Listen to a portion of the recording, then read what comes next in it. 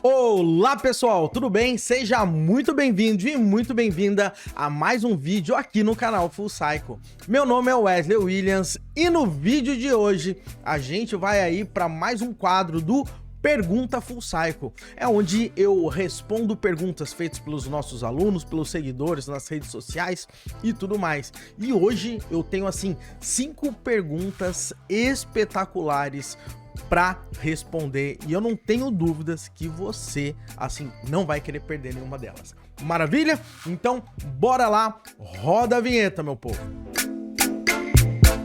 Bom, pessoal, e antes de mais nada, eu gostaria muito mesmo de pedir para você dar um joinha nesse vídeo, assinar o nosso canal e também ativar as notificações. Assim, sempre quando um novo vídeo for postado, você vai receber aí a notificação, vai ser avisado, vai ser avisada aí. E eu não tenho dúvidas para você, todos os vídeos que a gente posta aqui no canal têm altíssima qualidade e vão te ajudar a cada dia mais a se tornar um desenvolvedor capaz de desenvolver aplicações de grande porte do jeito certo, acabando com aquela síndrome do impostor. E sem dúvidas, eu quero te ajudar também a que você consiga se tornar um dos profissionais aí mais desejados e bem pagos do mercado. Maravilha? Então dá esse joinha aí, dá essa moral, porque vai ajudar bastante a gente. Então, sem mais delongas, meu povo, vamos lá para nossa pergunta número 1. Qual a diferença entre Terraform e Ansible? Meu, essa pergunta é uma pergunta muito, mas muito boa mesmo, porque realmente essas duas tecnologias geram uma certa confusão e tem muita gente que pensa que o Terraform é um concorrente do Ansible e vice-versa. Por outro lado, tanto o Terraform quanto o Ansible, eles têm objetivos diferentes, apesar de eles fazerem algumas coisas similares, ou eventualmente eles até fazem, vamos dizer assim, algumas coisas ali em conjunto, vamos dizer, né? Ou seja, o que um faz, o outro também faz, mas vamos dizer assim que existe uma certa vocação do Terraform e uma vocação do Ansible. O Terraform, ele é uma ferramenta ali fantástica para você conseguir fazer o provisionamento da sua infraestrutura. Ou seja, eu quero subir meu cluster Kubernetes, eu quero subir a minha máquina num EC2 ali da vida, eu quero criar uma VPC, depois eu quero criar subnet, quero criar routing table, quero atribuir a minha internet gateway, daí quero subir minha máquina, quero fazer isso. O Terraform vai fazer isso para você, que nem uma beleza. Você vai ter um manifesto declarativo, você vai falar tudo que a sua infraestrutura vai ter e o Terraform vai subir isso para você. Ele tem diversos providers aí que você consegue trabalhar e também diversos módulos que vão facilitar a sua vida para fazer todo esse processo. Já o Ansible, ele é uma ferramenta espetacular para o gerenciamento de configurações. Ou seja, vamos imaginar que eu subi uma instância EC2 com Terraform, mas essa instância eu tenho que fazer algumas configurações. Eu tenho que instalar um pacote ali do MySQL Server, eu tenho que instalar um client, depois eu tenho que instalar o Git, tenho que fazer uma configuração específica do Nginx, tenho que modificar algumas coisas, ou seja, o Ansible, ele vai te ajudar nessa pegada. Depois que o Terraform sobe aí a sua aplicação, o Ansible, ele vai fazer o quê? Ele vai ajudar a configurar toda essa parada ali. Então vamos imaginar que eu tenho 50 máquinas, eu quero instalar o Nginx em 50 máquinas. Como que eu vou fazer? Eu vou entrar uma a uma? Não, eu vou pegar os 50 IPs dessas máquinas, vou colocar ali no inventário do Ansible e eu vou pedir para o Ansible entrar em todas essas máquinas e dar um apt-get install Nginx. Então perceba bem, o Ansible, ele gerencia configurações, o Terraform, ele provisiona infraestrutura. O Ansible, ele tem plugins, ele tem algumas paradas que você consegue trabalhar com ele, que ele até consegue subir ali uma aplicação, tá? Você consegue subir um cluster Kubernetes usando o Ansible, por exemplo, né? Você consegue falar com a AWS, você consegue fazer um monte de coisa. Agora, a grande diferença é que o nível, né, de modularidade, o nível de indepotência, vamos dizer assim, ou seja, evitar que uma tarefa seja feita mais de uma vez, que o Terraform tem, é muito superior a do Ansible. Então, cada um no seu quadrado, viva bem, utilize bem as duas tecnologias, e normalmente essas duas tecnologias são usadas aí em conjunto. Maravilha? Então, vamos lá agora para nossa pergunta número 2. Como trabalhar com Clean Architecture e Active Record? Então vamos lá, galera, que essa é uma pergunta assim até bem polêmica, tá? Eu acho que quando a pessoa que perguntou isso falou em Clean Architecture, ela quis dizer o seguinte, né? Quando a gente está falando em Clean Architecture, arquitetura hexagonal ou alguns outros tipos de arquitetura, basicamente o que a gente faz é a gente isola a aplicação no meio, o seu domínio, as suas entidades, tudo ali no meio. E daí você pluga os módulos de tudo que vai falar de forma externa com a aplicação. Então, se eu vou falar com um banco de dados, eu tenho ali, vamos dizer, um adaptador externo para falar com um banco de dados. Por outro lado, quando a gente está trabalhando com Active Record, e diga-se de passagem, tem gente que fala que é um anti-pattern, o Active Record, basicamente, ele pega a sua entidade, entre aspas aí, e faz com que ela se conecte, né? Ela faça um espelho ali do banco de dados.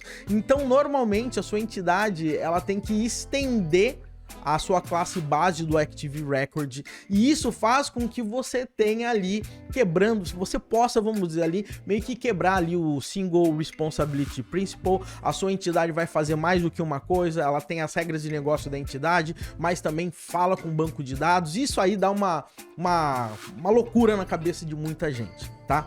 Por outro lado, o que acontece? A gente não pode misturar as coisas. Para você trabalhar com essas duas coisas, você tem que entender que uma coisa é sua entidade, e a sua entidade, ela não tem nada a ver com Active Record, tá? Então, se eu tenho ali a minha entidade de usuários, eu vou ter os dados ali do meu usuário, as regras de negócio do meu usuário, tudo ali na minha entidade. Por outro lado, para eu trabalhar com esse usuário no Active Record, eu vou ter uma outra classe de usuário específica para o Active Record. Apesar de elas poderem ser até parecidas, elas são duas coisas conceitualmente diferentes. A classe usuário do Active Record, ela serve exatamente para conseguir trabalhar com banco de dados, né? A classe de usuário da entidade que está ali no coração do seu negócio é a sua entidade. Então, o que acaba gerando a confusão é que as pessoas pegam a classe do Active Record e usam ela como entidade. Aí vai dar ruim mesmo, e aí realmente você quebra, viola todos os princípios e vai gerar uma confusão na sua aplicação, vai gerar um autoacoplamento e vai ficar muito difícil de você conseguir mais flexibilidade ali no futuro, inclusive se você quiser trocar aí de mecanismo de persistência, tá? Então a dica que eu dou é, não confunda as bolas, uma coisa é entidade, outra coisa é o seu model ali que você vai utilizar para o Active Record. Se você fizer isso, você vai conseguir utilizar tranquilamente Active Record e com Clean Architecture, arquitetura hexagonal, porque você vai conseguir fazer essa separação. E quando você quiser mandar dados de um para o outro, você utiliza um DTO ali no meio, um Data Transfer Object, que ele vai fazer essa mediação para você. Fechou? Então, bora aí para nossa terceira pergunta. Como fazer um deploy utilizando containers gastando pouco? Nossa, essa aí é uma boa, né? Quem não quer trabalhar com as tecnologias mais modernas hoje de containerização, mas ao mesmo tempo gastar pouco, né? E essa dica aqui vai para você, por exemplo, que tem um servidor aí na DigitalOcean, que você quer gastar bem pouco, mas quer colocar sua aplicação, já quer trabalhar com containers. Então vamos lá.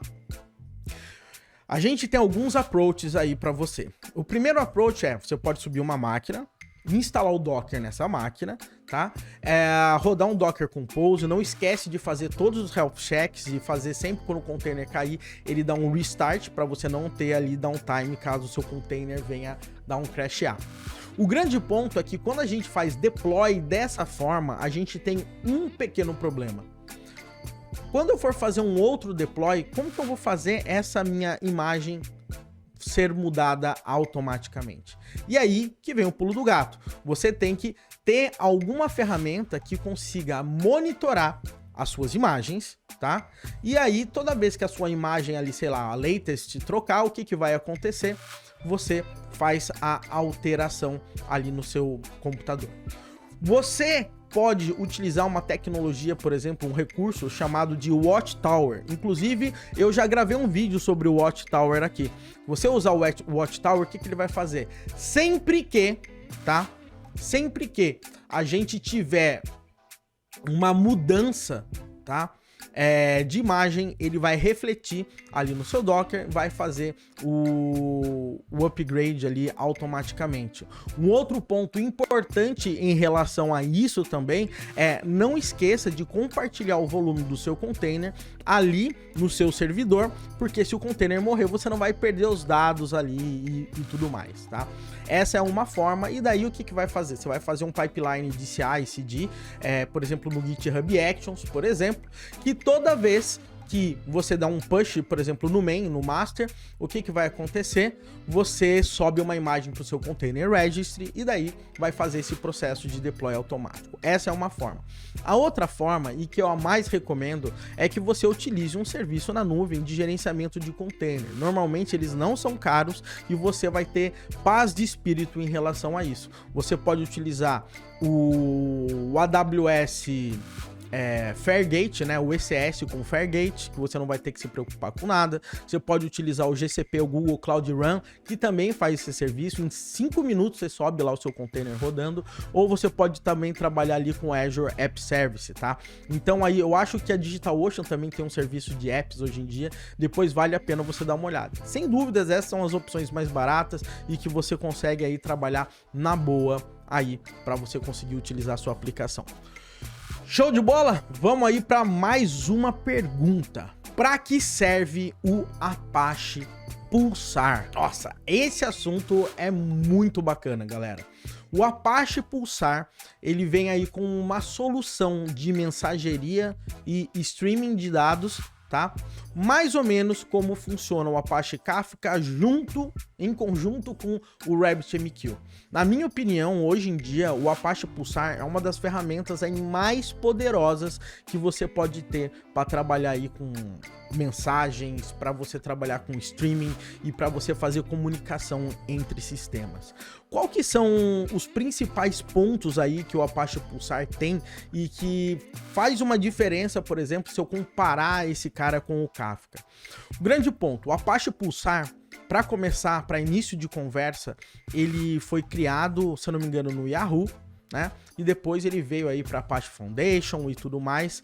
Mas a grande sacada desse cara é o seguinte: ele funciona de forma multi-tenancy, legal? Então você tem o tenant que você quer trabalhar, ou seja, contextos totalmente isolados. Depois você separa ali os tópicos que você vai publicar e receber mensagens em namespaces para ter mais uma camada ali de isolamento, né? E depois você tem os tópicos, que é onde você publica a mensagem e é onde você lê as mensagens. Tem uma coisa bem interessante também. Por exemplo, se você está utilizando tanto o Apache Kafka como o RabbitMQ, quando o seu consumidor, que é o cara que vai ler as mensagens, se conecta, o seu consumidor está pegando as mensagens, tá? Ou seja, ele está pegando as mensagens para ele está fazendo um pooling ali para você, né? Já no caso do Apache Pulsar, ele trabalha ali com PubSub e todas as vezes que chegar uma nova mensagem, o Apache Pulsar, ele manda as mensagens ali para o consumidor. Então o processo é ao contrário. Uma outra coisa interessante do Apache Pulsar, e é algo que me deixa assim, né, eu fico besta de ver como que os caras conseguiram fazer um negócio bem feito, é que ele trabalha com um esquema de storage um pouco diferente. Por exemplo, no Kafka, quando você quer guardar as mensagens, essas mensagens são separadas em partições e essas partições ficam nos brokers, né? E isso aí fica tudo distribuído, que eu acho absurdamente fantástico. Já no caso do Pulsar, as mensagens, elas não ficam armazenadas nos brokers do Pulsar. elas ficam armazenadas numa camada mais abaixo. O Apache Pulsar, ele utiliza um camarada chamado de Bookkeeper. E o Bookkeeper é um sistema que, de uma forma geral, o que ele faz? Ele pega essas mensagens, separam ali em books, ledgers, ou seja, ele pega essas mensagens e separam essas mensagens, ou seja, as mensagens elas ficam separadas do seu broker, ou seja, você pode escalar infinitamente, tá? As suas mensagens, os seus brokers e etc, porque você não vai ter problema, porque você vai escalando essa camada de persistência sem ter que mexer na sua estrutura do Pulsar. E o mais legal de tudo é que você pode pegar as mensagens mais antigas e pedir para ele guardar essas mensagens, por exemplo, no AWS ou no GCP para você, e quando alguém solicitar aquela mensagem, aí ele faz o download daquele book e daí o Apache Pulsar disponibiliza as mensagens ali também. Uma coisa bacana do Apache Pulsar é que ele tem um cache, né? Ou seja, vamos imaginar que eu acabei de publicar algumas mensagens e eu sei que essas mensagens provavelmente já vão ser lidas. Ao invés de eu ler essas mensagens e realizar I/O no disco, o Apache Pulsar ele tem um esquema de cache para que a velocidade da entrega das mensagens seja também mais rápida. Além disso, o Apache Pulsar ele tem um esquema ali chamado do Pulsar Functions. Ele tem como se fosse um serverless dele, que toda vez que um tópico, por exemplo, uma mensagem entra num tópico do Pulsar, ele executa uma função, faz a operação como se fosse serverless e pega o resultado daquela operação e joga num outro tópico do Pulsar. O Pulsar, pelo fato de você ter esse esquema de persistência, o que ele faz? Você pode escalar ele para milhões de tópicos. Você não tem limite de tópicos como o Apache Kafka tem. Então isso aí é uma vantagem assim também bacana, apesar que quem vai criar tantos tópicos aí no Kafka? O Kafka, se eu não me engano, o limite dele por cluster é de 200 mil. O Apache Pulsar, ele também consegue trabalhar de forma distribuída por geolocalização em data centers diferentes. Eu sei que o Kafka tem isso também, mas é um super trabalhão para configurar, e se você for utilizar a solução da Confluent, se eu não me engano, é paga, tá? Isso aí é uma parada bacana. O Apache Pulsar tem um esquema de SQL, né? É como se você fosse realizar consultas SQL ali no banco de dados, é mais ou menos como o KSQLDB faz. O Pulsar tem Schema Registry, exatamente como o Confluent Schema Registry tem. O Pulsar tem um esquema de mais ou menos como se fosse um Kafka Connect, ele chama Pulsar I/O, ou seja, o Pulsar ele meio que tem quase que tudo hoje em dia que um Apache Kafka tem, mas ele consegue trabalhar tanto com mensageria, mais ou menos com o RabbitMQ, descartando mensagens e trabalhando com mensagens mais rápidas. Ele tem diversos tipos de tópicos que você pode criar, mas ao mesmo tempo ele tem diversos recursos ali focados mais ou menos como a gente está acostumado a trabalhar ali com o Apache Kafka. É uma tecnologia fantástica, a comunidade não é tão grande, tem algumas desvantagens, obviamente, em cima de Kafka e tudo mais, mas eu queria dar uma visão geral para você, então tá aí a visão sobre o Apache Pulsar. E agora vamos aí para nossa última pergunta. Quando eu devo utilizar o Keycloak? Nossa, essa é uma pergunta bacana, tá? Eu não sei se você conhece, mas o Keycloak ele é um servidor de identidade open source. O que é um servidor de identidade? Vamos imaginar que eu tenho diversos microserviços e esses caras precisam se autenticar. Eventualmente eu preciso pegar informações do usuário, né? Eu preciso entender quais são as roles que os usuários têm, eu preciso saber quais são as permissões que esses usuários têm. Então, imagina você ter que desenvolver algo ou um microserviço só para cuidar desses camaradas. Então, nesse caso, existe um projeto open source que é o Keycloak. O Keycloak, ele é um servidor de identidade que basicamente você vai deixar toda a sua base de usuários no Keycloak e você vai ter as suas aplicações que vão utilizar o Keycloak cadastradas lá como um client. Então, aí nesse caso, o que vai acontecer? Toda vez que alguém quiser fazer um login na sua aplicação, autentica no Keycloak e recebe as informações ali na sua aplicação. Quando você quiser, por exemplo, receber um token, sei lá, JWT, você pode pegar uma chave pública do Keycloak e fazer a validação para ver se aquele token foi realmente emitido pelo Keycloak. Assim você não precisa ficar acessando o Keycloak toda hora, né? Você consegue personalizar a tela de login, personalizar a tela de configuração de usuários, você consegue fazer autenticação em tudo quanto é serviços, né, de social, né, ou seja, eu consigo fazer a autenticação do cara utilizando Google, Facebook, GitHub, tudo mais. Também eu consigo fazer autenticação federadas, eu consigo trabalhar com LDAP para eu fazer todo esse processo. Uma coisa bem bacana também, que o Keycloak, ele é multi-tenancy, né, então eu posso criar diversos realms, que a gente chama, e esses caras trabalham de forma isolada. Além disso, o Keycloak, ele disponibiliza uma API fantástica para que você, toda vez que entrar um novo usuário no seu sistema, você já vai lá, por exemplo, cadastra esse usuário no Keycloak para sempre o banco de dados ficar atualizado, por exemplo. Então, quando que você deve utilizar o Keycloak? Na minha opinião, você usa o Keycloak quando você vai começar a ter mais de um sistema, né? E esses sistemas são independentes, porém eles podem ser usados em conjuntos. Mas esses caras precisam de autenticação, eles precisam gerenciar usuários, então o Keycloak ele entra muito bem nessa grande pegada, tá? É uma ferramenta assim feita em Java, né? Roda bem pra caramba e eu super recomendo. Então, se você vai trabalhar aí com microserviços, você precisa autenticar esses microserviços, você precisa de segurança, flexibilidade, né? E não quer reinventar a roda ou utilizar um serviço de identidade ali da AWS ou da Azure e etc. Eu acredito que o Keycloak é uma ótima alternativa aí para você.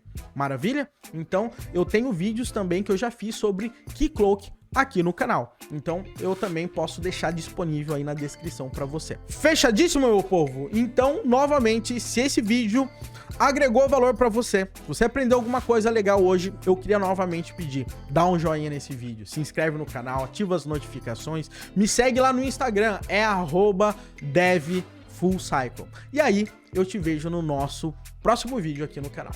Um grande abraço e até a próxima!